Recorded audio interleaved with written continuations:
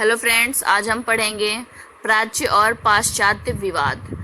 तो प्राच्य और पाश्चात्य विवाद पढ़ने से पहले, उसके कारण को पढ़ने से पहले हम पहले जानेंगे कि प्राच्य और पाश्चात्य होता क्या है। ठीक है, इसके अर्थ को समझेंगे। तो पहला है हमारा प्राच्य। तो प्राच्य का अर्थ होता है प्राचीन सभ्यता, मतलब पहले की जो सभ्यता थी वो। और पाश्चात्य मतलब होता है यूरोपीय या पश्चिमी सभ्यता, या ये भी कह सकते हैं कि नई सभ्यता। ठीक है, तो ये हो गया हमारा प्राच्य और पाश्चात्य का अर्थ। अब हम जानेंगे कि जो इस प्राच्य और पाश्चात्य के विवाद का मुख्य कारण क्या है। ठीक है, तो विवाद का मुख्य कारण 1813 के आज्ञा पत्र की 43वीं धारा में प्रयोग किए गए दो शब्द थे। वे दो शब्द क्या हैं? पहला शब्द है साहित्य और दूसरा शब्द है भारतीय विद्वान। ठीक है, प्राच्यवादियों और पाश्चात्यवादियों ने इन दोनों शब्दों की व्याख्या दो विभिन्न प्रकार से की है।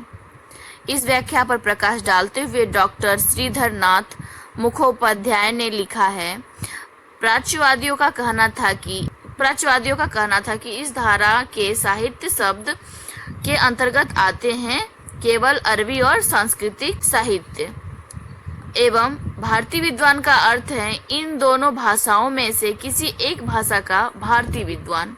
ठीक है, पाश्चात्यवादियों का मत था कि इन दोनों शब्दों का अर्थ इतना संकीर्ण है कि साहित्य में अंग्रेजी का विशेष स्थान है। तो अब प्राच्यवादी क्या है? प्राच्यवादी दल में कंपनी के पुराने और अनुभवी कर्मचारी थे। इसमें सर्वप्रथम वॉरेन हेस्टिंग और जॉनथन डंकन का था, जिन्होंने कोलकाता मदरसा और बनारस संस्कृत कॉलेज की सृष्टि करके प्राच्यवादी नीति के पक्ष में अपना मत प्रकट किया था। लॉर्ड मांटो भी इस नीति का पोषक था। इस नीति को बंगाल की लोक शिक्षा समिति के अधिकांश सदस्यों का समर्थन प्राप्त था। इन सदस्यों में दो मुख्य थे, पहला समिति का मंत्री और विल्सन, और बंगाल का शिक्षा सचिव प्रिंसेप प्राच्यवादी दल का नेता भी था। ठीक है, कंपनी के ऊपर लिखित सभी कर्मचारी और प्राच्यवादी नीति के अन्य पोषक उच्च कोटि के कूटनीतिज्ञ थे।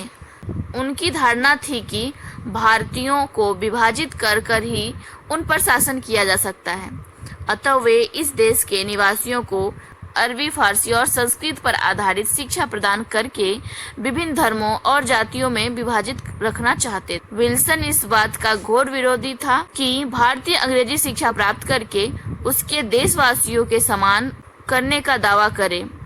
प्रिंसेप का दृढ़ विचार था कि भारतीयों में अंग्रेजी पर अधिकार प्राप्त करने की क्षमता नहीं है। ठीक है, ये तो था प्राच्यवादी।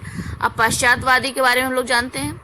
पाश्चात्यवादी दल में कंपनी के नवयुवक कर्मचारी और मिशनरी थे। वे संपूर्ण देश में यंत्र तंत्र बिखेरे हुए थे, इसलिए दल का न तो कोई संगठित स्वरूप था और न उसका कोई नेता ही था।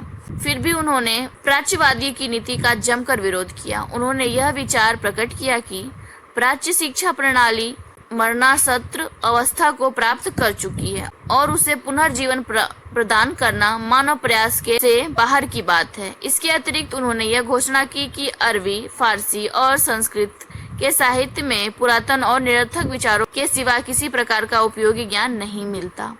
अतः भारतीयों का मानसिक विकास करने के लिए उन्होंने अंग्रेजी माध्यम से पाश्चात्य ज्ञान और विज्ञानों से अवगत कराया जाना परम आवश्यक